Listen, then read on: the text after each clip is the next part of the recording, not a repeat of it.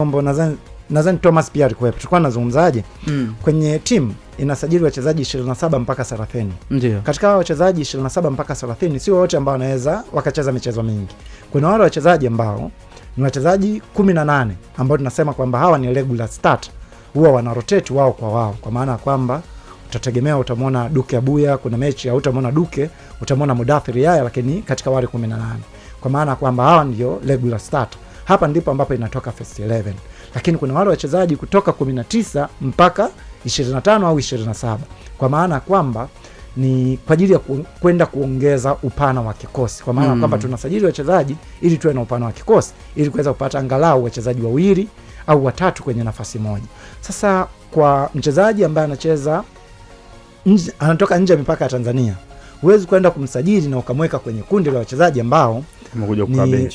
Yes, kwa maana kwamba ni watu ambao wanakuja kukaa bench. Sioni kama ni ingizo bora sahihi.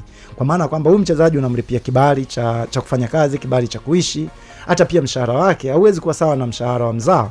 Kwa mchezaji wa namna hii asipokuwa anapata nafasi, maana yake kwa timu umekwenda kupoteza katika zile nafasi 12 za kusajili wachezaji wa kigeni, maana yake karata yako moja umeitupa. Kwa maana kwamba umemsajili mchezaji ambaye hana impact ya moja kwa moja kwenye timu.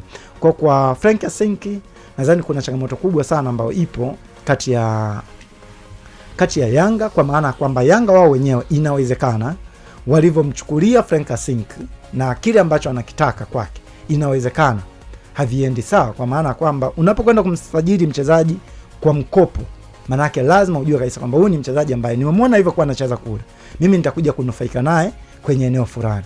Kwa maana kwamba Yanga wao ndio ambao walimuona huyu mchezaji anavyocheza, wakaona kwamba huyu ataingia hapa atafiti. Lakini kama unaenda kumchukua mchezaji kwa mkopo alafu hapati nafasi kwenye kikosi chako cha kwanza, inaleta maswali mengi sana.